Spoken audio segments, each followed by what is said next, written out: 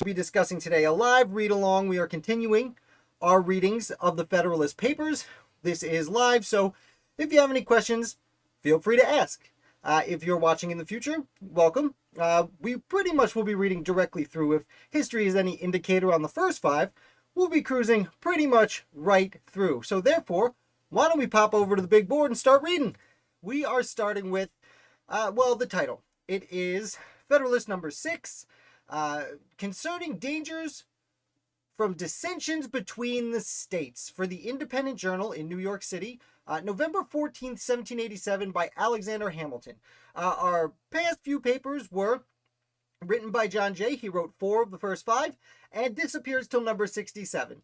Alexander Hamilton is going to take over for a little bit, though we will be seeing James Madison make an appearance over the next few papers. That being said, he's picking up where Jay left off. Jay implied he would be discussing further internal divisions, and here we go.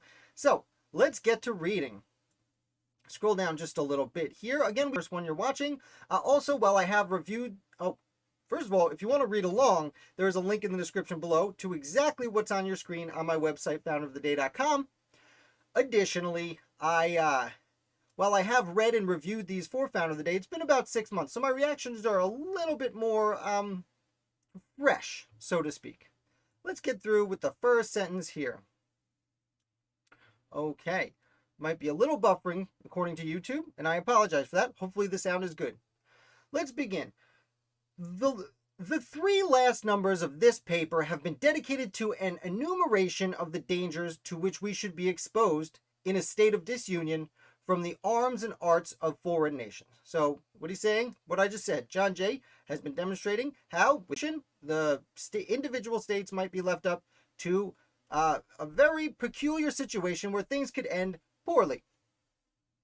I shall now proceed to delineate dangers of a different and perhaps still more alarming kind, those which will in all probability flow from dissensions between the states themselves and from domestic factions and convulsions. So he's saying we're going to get even scarier here when the states become angry at each other because of local interests, essentially. These have been already in some instances slightly anticipated, but they deserve a more particular and more full investigation. So John Jay alluded to these, but I'm going to one-up John Jay and go even further on it because I'm Alexander Hamilton and I need to elaborate here. A man must be far gone in utopian speculations who can seriously doubt that if these states should either be wholly disunited or only united in partial confederacies, the subdivisions into which they might be thrown would have frequent and violent contests with each other. So, a man must be far gone in utopian speculation. So, you must be a real idealist and think hippie, peace, and love ideas all the time. If you think that without a union, there would be, as he says, frequent and violent contests. There will be wars all the time between these states. To presume a want of motives for such contests as an argument against their existence would be to forget that men are ambitious, vindictive, and rapacious. A pretty negative view of humanity, if I do say so myself. According to, and I clicked off it, there we go. According to Alexander Hamilton, he assumes that men are ambitious, vindictive, and rapacious, which, is not necessarily a terrible assumption. But he's saying that if you assume that they won't devolve into warfare and that kind of thing, well, you're wrong. All right. To look for a continuation of harmony between a number of independent, unconnected sovereignties in the same neighborhood would be to disregard the uniform course of human events and to set at defiance the accumulated experience of ages. So, he calls them unconnected sovereignties because at the time they did view themselves as separate nations, essentially. And in the Articles of Confederation, they are, I want to say quote, but let's say paraphrase, they are independent sovereign bodies connected simply through a league of friendship. That being said, to assume that if there were the states were separate nations, there would have to be some wars between them because they're in the same neighborhood, much like Europe naturally goes to war. And he's saying if we look at history, then we will see this pretty plainly. And if I remember correctly, he is going to go through some history lessons for us. The causes of hostility among nations are innumerable. Okay, not a lot to say on that. There are uncountable reasons that states go to war. There are some which have a general and almost constant operation upon the collective bodies of society. But I'm not sure who he's referencing as some here, if it's nations having constant anger at other nations, or if it's individuals who are trying to steer their society. Of this description are the love of power or the desire of preeminence and dominion, the jealousy of power or the desire of equality and safety. So again, not very specific to individuals or nations, but they both fall into this qualification.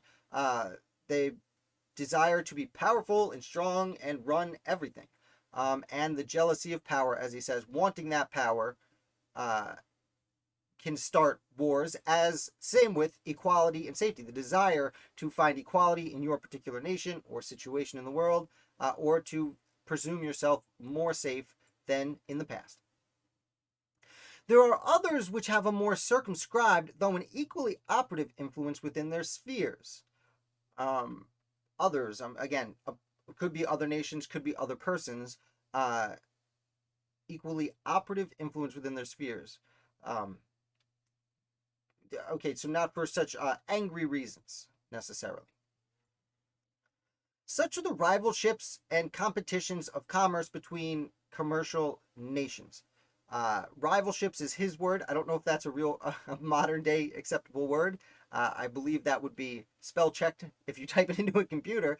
And I don't love that he used commerce and commercial in the same sentence there, but that's just my own personal grammar. This is 18th century language after all. Such are the rivalships and competitions of commerce between commercial nations. So when two nations deal with each other in any fashion, there are going to be rivalries, and the competition of the free market will lead to jealousies and apprehensions between people or states. And there are others not less numerous than either of the former, which take their origin entirely in private passions, in the attachments, enmities, interests, hopes, and fears of leading individuals in the community of which they are members. Again, this one more directed at persons, individual persons, than nations, but could apply to both. Take the origin entirely in private passions. So they will quietly develop, as he says, personal interests, hopes of power, fears of either the individuals who are leading them or neighboring nations. Although he does here seem to be referencing individuals because the leading individuals in the communities in which they are members, right here. So let's see. Men of this class, whether the favorites of a king or of a people, have in too many instances abused the confidence they possessed, and assuming the pretext of some public motive, have not scrupled to sacrifice the national tranquility to personal advantage or personal gratification. So again, people who are trying to rise in their situation, they may be the king or the leader of a nation might like them, and therefore they're taking advantage of that for their own interests, or they might have a large body of the population supporting them, if not the government itself, and still might find themselves either on purpose or on accident really taking advantage of that power and really trying to exceed their station, but unfortunately at possibly the expense of others or the nation as a whole. And let's just sum up to this point, because it is a little bit tricky. Hamilton's language is probably the most tricky of all the Federalist authors. basically what he said is individuals want, much like nations, want to rise. They want to do better than they are. And in many cases, that ambition can lead to angers and resentments and jealousies and problems. And from there, it can go pretty bad if they have enough power in their situation. Now, we are going to be talking through a little bit of history here. It is ancient history, and I am certainly not really a student of that in particular, clearly not like the American Revolution, which I discuss every single day. But let's get through it, see what we can glean from it. Because he's going, as he said, he's going to take these, the examples of history to demonstrate why neighboring states, should they not be united, will almost always go to war. The celebrated Pericles, in compliance with the resentment of a prostitute at the expense of much of the blood and treasure of his countrymen, attacked, vanquished, and destroyed the city of Samniums. So, an ancient, I believe this is Greek, an ancient Greek leader, I guess was promoted by a prostitute, and attacked the city of Samnians, seemingly for power reasons. All right. Oh, this is a very long sentence. We are breaking it up. Okay. The same man, stimulated by private pick against the Megarensians.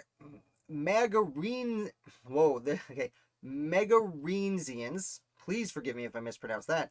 The same man, stimulated by private pick against the Megarensians, another nation of Greece, or to avoid a prosecution with which he was threatened as an accomplice of a supposed theft of the statuary Phidias, or to get rid of the accusations prepared to be brought against him for dissipating the funds of the state in the purchase of popularity, or from a combination of all these causes, was the primitive author of that famous and fatal war, distinguished in the Grecian annals by the name of the Peloponnesian War.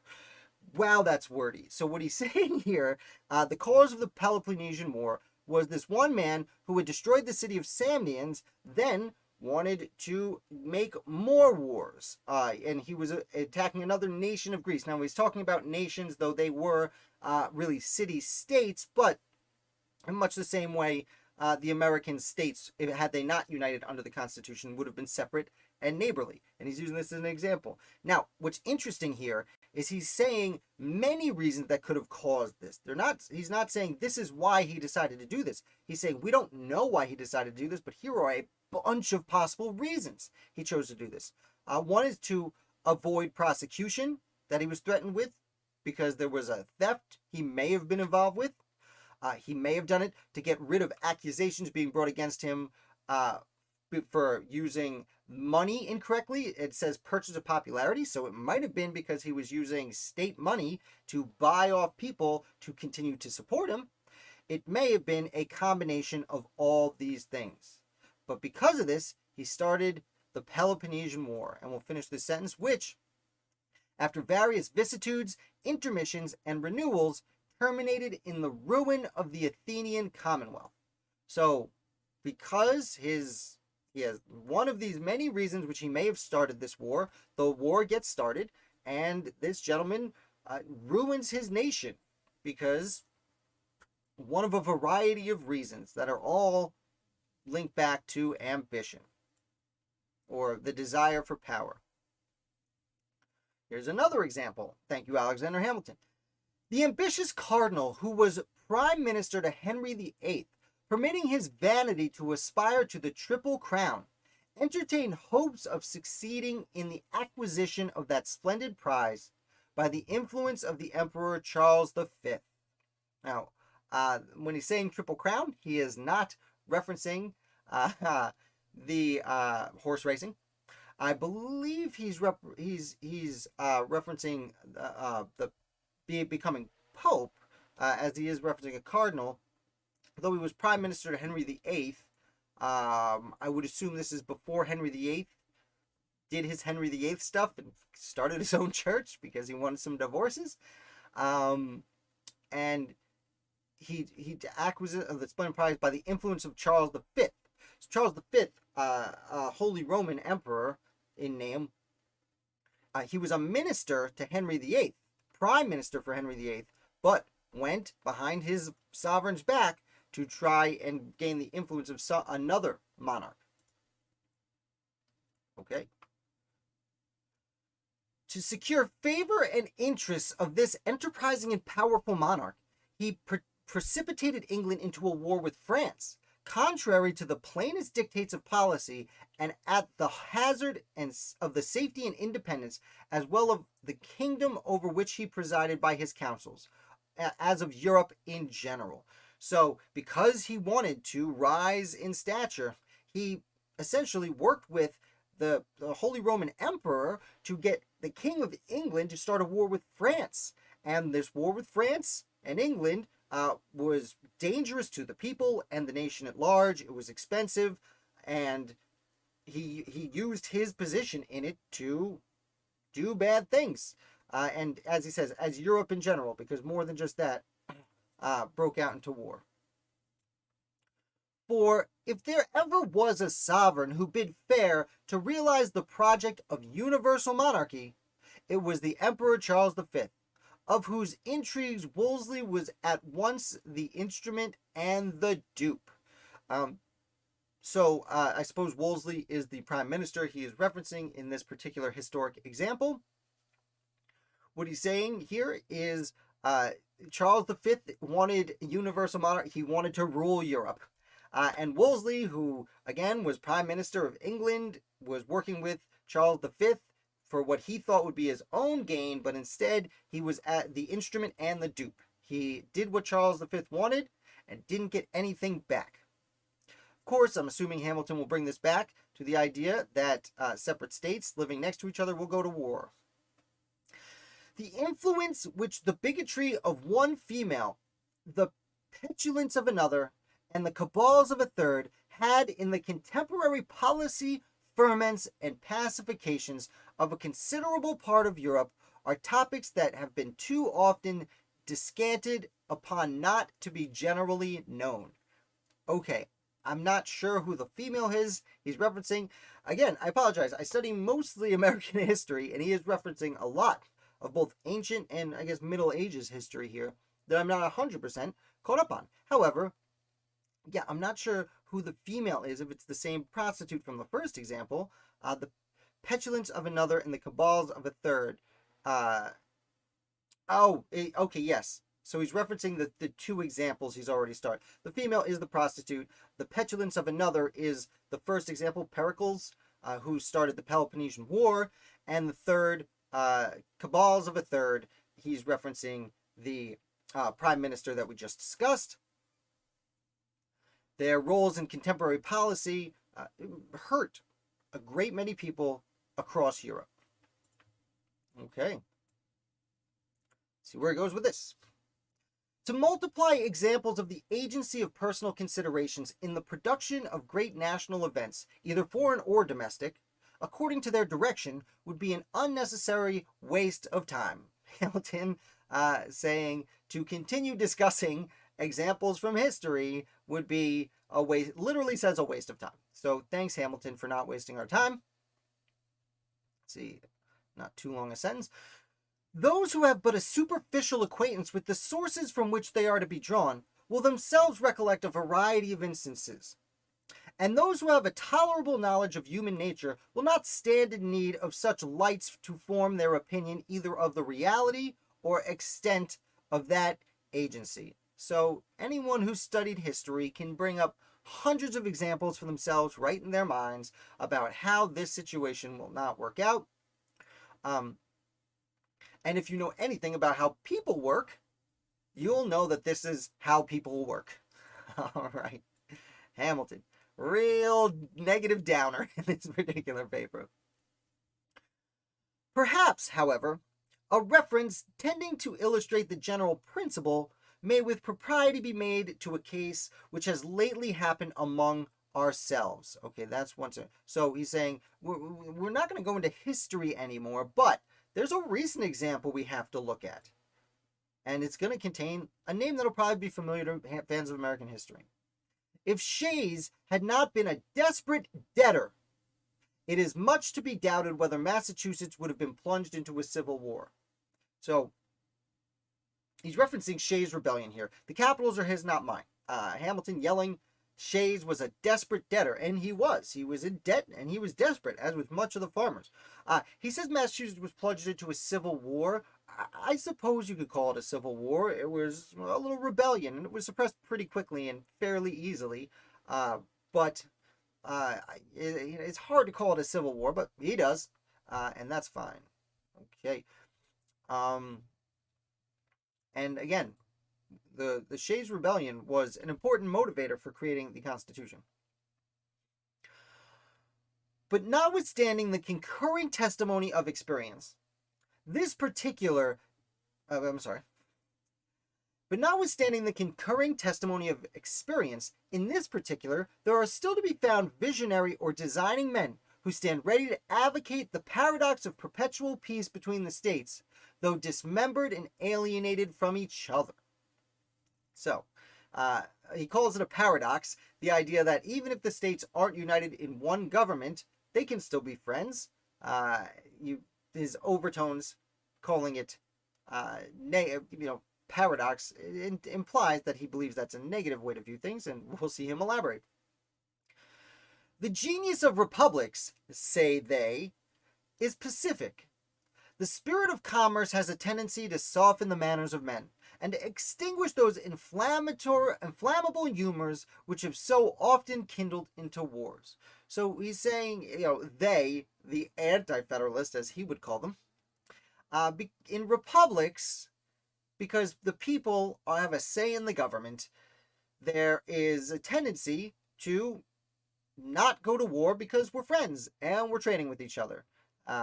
Obviously, he's being a little sarcastic the way he references his opponents here. Commercial republics, like ours, will never be disposed to waste themselves in ruinous contentions with each other. So, if we have friendly trade agreements with each other, going to war is only going to make things worse. Again, he's setting up the opposing theory to his.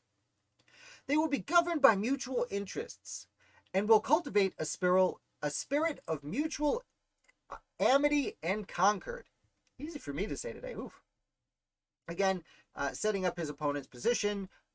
He's saying the Anti-Federalists say that the mutual interests of trade and prosperity will help make sure there's no animosities between the separate states. And now he's going to question that theory.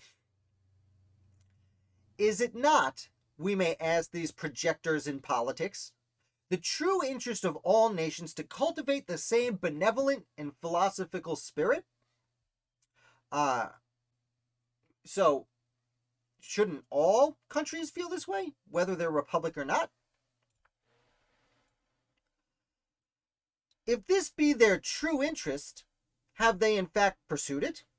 So, if everyone was really all about friendly trade, shouldn't that be what happened? Shouldn't we not have had war? Has it not, on the contrary, invariably been found that momentary passions and immediate interests have a more active and imperious control over human conduct than general or remote considerations of policy, utility, or justice? This is a little bit more. He's saying, if it were so easy, if everyone just wanted to be friends and trade with each other, then how come we've seen people just all of a sudden get angry and start wars? Shouldn't we have more control of ourselves because we are considering how to be more beneficial? Wouldn't it just be nicer for us to trade and make money and be happy? Have republics in practice been less addicted to war than monarchies? Again, Hamilton's just questioning his opponents here. They seem to go to war. He's probably going to reference the Peloponnesian War from earlier. Are not the former administered by men as well as the latter? Again, men, his accentuation there. Are not the former administered by men as well as the latter? So republics, just like monarchies, just like any government, are run by humans. Are there not aversions, predilections, rivalships, and the desires of unjust acquisitions that affect nations as well as kings. So, the same thing that make kings angry and start wars, doesn't that affect nations as a whole that will have duly elected governments angry? Are not popular assemblies frequently subject to the impulses of rage, resentment, jealousy, avarice, and of other irregular and violent propensities? So, like we just said, won't republics just be as angry as kings, and for the same reasons? Is it not well known that their determinations are often governed by a few individuals in whom they place confidence, and are, of course, liable to be tinctured by the passions and views of those individuals? Again, even if it's a republic, it's a few people in charge, and they might be a little bit angry, which is a little bit contradicting to what John Jay had been arguing in the previous few papers, that no, because they are separate, we'll have the smartest, best people rising to the top, and therefore we can avoid wars. He's saying that, well, either way, the people are going to get angry. Has commerce hitherto done anything more than change the objects of war? So we still go to war. It's just different now, because now we go to war over money as opposed to hundreds of years ago. Is not the love of wealth as domineering and enterprising a passion as that of power or glory? So, he was speaking earlier about how leaders would go to war because, the king wanted power and glory and prove he was a mighty king, but isn't the desire to get money for your nation just as good a reason for war? Have there not been as many wars founded upon commercial motives, since that has become the prevailing system of nations, as were before occasioned by the cupidity of territory or domain? I've never heard anyone use the word cupid in that fashion before. Has there not been many wars founded on... So again, he's just kind of asking the same question over and over again. Hasn't money led to wars just as much as the desire of power? Has not the spirit of commerce in many instances administered new incentives to the appetite, both for the one and for the other? All right. Let experience, the least fallible guide of human opinions, be appealed to for an answer to these inquiries. So here he is saying, let's look at history. Like you said earlier, let's look at history to see what happened. Don't let history repeat itself. It's weird. That whole bit there was him just kind of asking the same question in different ways over and over again. I'll be honest, as objective as I try and be, Alexander Hamilton can get a little bit wordy from time to time. He does like to hear himself right. So let's look at some history. Sparta, Athens, Rome, and Carthage were all republics. Two of them, Athens and Carthage, of the commercial kind. So these are the histories we're looking at. Athens and Carthage, republics focused on trade because they were water-based. They had a bunch of boats, that kind of thing. Motorcycle going by, sorry about that. Yet were they as often engaged in wars, offensive and defensive, as the neighboring monarchies of the same time. So Sparta and Rome were basically monarchies and were always at war also, but they were always at war. Sparta was little better than a well-regulated camp, and Rome was never sated of carnage and conquest. So Rome did like to grow big, as history would dictate. Sparta, this is interesting because we have such a reverence in modern America for Sparta and how powerful and strong, what good fighters they were. And here he is calling them little better than a well-regulated camp. Which, to be fair, my understanding is Sparta was not quite as powerful as a lot of our modern media would imply, though super violent. Carthage, though a commercial republic, was the aggressor in the very war that ended in her destruction. So, despite being focused on trade and as a republic, started a war, and it did not go well. Hannibal had carried her arms into the heart of Italy and to the gates of Rome, before Scipio, in turn, gave him an overthrow in the territories of Carthage and made a conquest of the Commonwealth. So, Hannibal led some aggressive wars all the way into Rome until eventually Scipio came and turned that around. Again, just kind of he's just really beating in the same point that, historically, just because you're a republic that focuses on commerce doesn't mean you can't get into wars.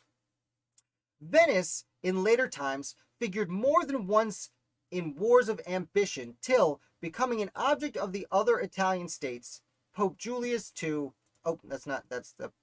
found means to accomplish that formidable league, which gave a deadly blow to the power and pride of this haughty republic. So, hundreds of years later, Venice was Venice in later times figured more than once in wars of ambition till becoming an object of the other Italian states. So Venice was always trying to conquer its neighbors until eventually it was destroyed by the other states. Provinces of Holland, which Holland is a contemporary example, maybe not this particular example, but was a contemporary. The Republic of Holland was a republic at the same time that the Hamilton's writing this. In fact, they loaned a bunch of money to fight the Revolutionary War. The provinces of Holland, till they were overwhelmed in debt and taxes, took a leading and conspicuous part in the wars of Europe. Okay, that's true. I don't know if they would be overwhelmed in debt and taxes because they had money to loan, but they were seafaring, though their naval power had certainly diminished by the time of the American Revolution. They had furious contests with England for the dominion of the sea and were among the most persevering and most implacable of the opponents of Louis XIV. So not only were they fighting with England all the time, but they were fighting with France pretty frequently as well. All right. Oh, Britain. Love the Britain examples. In the government of Britain, the representatives of the people compose one branch of the national legislature. Okay, that's a little bit of a jump from the examples he was given. The representatives of the people compose one branch. Okay, so in Britain, the House of Commons represent the people. Commerce has been for ages the predominant pursuit of that country. Okay, so Britain has, for a very long time, been pursuing money. Few nations, nevertheless, have been more frequently engaged in war, and the wars in which that kingdom has been engaged have, in numerous instances, proceeded from the people. So he's saying, okay, England's not a republic, but they are a commercial nation. Their primary goal is to make money, and that has led to a bunch of wars that were promoted by the House of Lords, which represent the people. So he's basically saying that it's not a republic, but if it was, the people would want this war for commercial reasons. There have been, if I may so express it, almost as many popular as royal wars. So, okay, he believes that there's just as good a chance as a large group of the people would want a war as a king saying we're doing it. The cries of the nation and the importunities of their representatives have, upon various occasions, dragged their monarchs into war, or continued them in it, contrary to their inclinations, and sometimes contrary to the real interests of the state. So, again, he's saying the people have oftentimes demanded their king go to war, and when the king wants to stop the war, the people go on it. And it might hurt our nation, but yeah, war. Okay? All right. So a little bit of a sentence here. We'll get through it. In that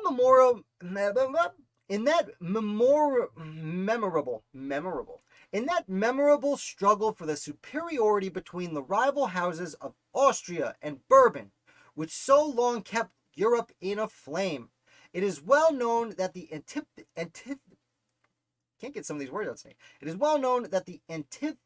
antipathies of the English against the French, seconding in ambition, or rather avarice, of the favored leader, protracted the war beyond the limits marked out by sound policy and for considerable time in opposition to the views of the court. So he's talking about the wars between Austria and France. England got involved. Everyone got involved with the several wars of Austrian succession. And the people wanted to keep fighting, despite the fact that the government was like, we should probably stop now. All right, one sentence. The wars of these last two mentioned nations have in a great measure grown out of commercial considerations. the desire of supplanting and the fear of being supplanted, either in particular branches of traffic or in the general advantages of trade and navigation. So these wars were fought not because the monarchs wanted power, it's because the people wanted to fight them, because the people were either hopeful that they can get better trade routes both on land and sea, or that they might lose the trade routes they have, either on land or sea. Okay, let's see. From this summary of what has taken place in other countries whose situations have borne the nearest resemblance to our own, what reason can we have to confide in those reveries which would seduce us into an expectation of peace and cordiality between members of the present Confederacy in a state of separation? So, looking at all these examples I just gave you, why wouldn't we think that wars might break out because jealousy between leaders or the people or the state as a whole due to commercial reasons? Oh, I'm going to ask a lot more questions now, aren't we, Hamilton? Have we not already seen enough of the fallacy and extravagance of those idle theories which have amused us with promises of an exemption from the imperfections, weaknesses, and evils incident to a society in every shape? So aren't we done hearing people talk about how staying separate states, not uniting under the Constitution, would not lead to any problems? I know I gave you a double negative there, I apologize. Is it not time to awake from the deceitful dream of a golden age, and to adopt as a practical maxim for the direction of our political conduct that we, as well as the other inhabitants of the globe, are yet remote from the happy empire of perfect wisdom and perfect virtue? So, again, referencing like utopian dreams that everything's great. We and the whole world, things are not perfect. That's pretty much it. You're not perfect. I bet he has a more perfect union he wants to give us. All right. Let the point of extreme depression to which our national dignity and credit have sunk, let the inconveniencies felt everywhere from a lax and ill administration of government, let the revolt of a part of the state of North Carolina, the late menacing disturbances in Pennsylvania, and the actual insurrections and rebellion in Massachusetts declare. He's reflecting on the current situation of the United States as he's writing this. The depression of our national dignity and credit. Hamilton was a money man. He ties dignity and credit together. There was a lot of debt to be repaid from the war, and he's saying they should probably rightfully be embarrassed about that. Pay attention to the inconveniences felt from bad government. Like they're all the state governments. Most of the state governments are not doing a good job, and pay attention to them. And let me finish this, and I'll get a little bit on that. There are a revolt in the part of state of North Carolina. I'm not sure of the particular revolt he's discussing there. He may be referencing the regulators' rebellion just before the Revolutionary War began. The late menacing disturbances in Pennsylvania. I'm not sure exactly what he's referencing there. Possibly the Pennsylvania line mutinied, and Hamilton was right there for that. And the insurrections and rebellions in Massachusetts. He's, of course, again referencing Shays' Rebellion. Interesting that he leaves out the one in New Hampshire, but he is saying there are problems in every state, though a lot of those problems do arise from debts that came to the farmers who went to fight in the Revolutionary War and then came back broke and being foreclosed on. So far as the general sense of mankind from corresponding with the tenets of those who endeavor to lull asleep our apprehensions of discord and hostility between the states. In the event of disunion, it has from long observation of the progress of society become a sort of axiom in politics that vicinity or nearness of a situation constitutes nations' natural enemies. So, again, people are trying to overlook these things. I like how Hamilton and Jay use the word disunion, as if to say the Anti-Federalists don't want any union. And the truth be told, The Anti-Federalists considered themselves Federalists because they did want a federation. They just didn't want a national government. You'll notice Alexander Hamilton is yet to use the term national government. John Jay used the term national government a few times. Hamilton and Madison tend to avoid that particular term. But the discord between the states in the event of disunion, it will be bad for society. We need to get rid of the idea that this will be good. Okay. Another fairly long sentence. An intelligent writer expressed himself on the subject to this effect. Ooh, I'm not sure what subject he's referencing. Neighboring nations, says he, are naturally enemies of each other unless their common weaknesses force them to league in a confederated republic, and their constitution prevents the differences that neighborhood occasions, extinguishing that secure jealousy which disposes all states to aggrandize themselves at the expense of their neighbors. Again, neighboring nations are going to go to war unless they confederate under a republic, which, to be fair, the Anti-Federalists would say, yeah, for sure, we need to be a confederation. This passage, at the same time, points out the evil and suggests the remedy. Publius. So, just to reflect on this, I'll pull myself back up here. Just to reflect on this, not my favorite Anti-Federalist paper. Kind of boring. Hamilton spends a lot of it just like entire paragraphs asking questions that are essentially like repeating themselves. It's the same question over and over again with different words. He then goes on to, he gives us a few examples from history about how neighbors would go to war, but he doesn't even talk about the Constitution or Union until like the last paragraph there. When he does, he quotes someone else, so I'm not sure who it is. It might have been James Wilson, but I'm not entirely positive, from his State House Yard speech, which had just recently been given. And interestingly, he doesn't promote the Constitution really at all. He's just stoking fears. Again, like all the both Federalist and Anti-Federalist papers, they're propaganda that is trying to convince the general public to support a line of political thinking. That being said, it's not a great one here. Not very convincing. In fact, a lot of what he says, to me, he's saying that either way republics go to war, and now he's going to try and convince us to join one federal republic that, by his definition, will find reasons to go to war with their neighbors for economic purposes. Again, as John Jay had said in the previous papers, we're going to have our smartest rise to the top. That's the best part about uniting all the states, is that we can then have the best in each state make their way out. I mean, we don't talk about modern politics here, but yeah, okay. And additionally, he doesn't go too in depth. Like I said, it's a little stunning. He doesn't really talk about the Constitution at all. He's just saying, look at all these examples from history where republics went to war with each other because they were neighbors and they were jealous of each other. Though, again, he brings up the idea of Britain, who goes to war kind of around the world for economic purposes. So the last thing I'll conclude with here is what he's alluding to a little bit, especially when he's talking about sometimes even in monarchies, the people say they want to go to war, even if the state doesn't want to. He's kind of saying here, well, if we have a powerful national government, maybe we can tell the people no.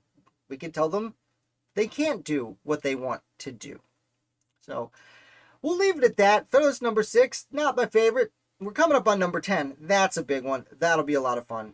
Thank you for watching. I am Jason. I will be back. We're going to do another one tomorrow at 8:15. Do number 7. Get through that. Get to James Madison real soon. That's when it gets to... Sorry, Hamilton fans, but James Madison one gets to be fun.